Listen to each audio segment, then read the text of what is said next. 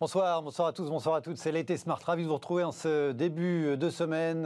Comme chaque soir, du lundi au vendredi, durant une heure, nous allons tenter de mieux comprendre l'actualité économique du moment. De quoi allons-nous parler ce soir? Nous allons parler de finances avec une question un peu provocante, mais vous savez, j'aime bien ça dans l'émission.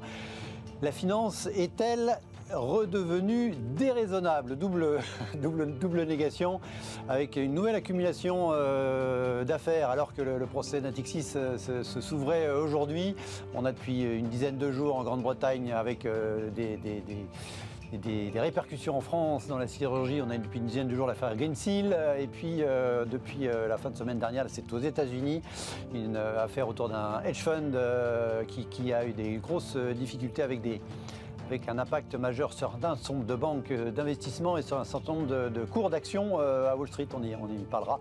Bref, est-ce que de nouveau, la finance a repris, ou certains dans la finance ont repris de bien vilaines habitudes? Ce sera donc le premier débat de l'émission. Dans la deuxième partie de l'émission, nous parlerons climat. La loi climat a fait son entrée, enfin au sens séance plénière aujourd'hui à l'Assemblée nationale. Débat pendant 3 semaines. La loi qui est portée par la ministre Barbara Pompili. Personne n'est content.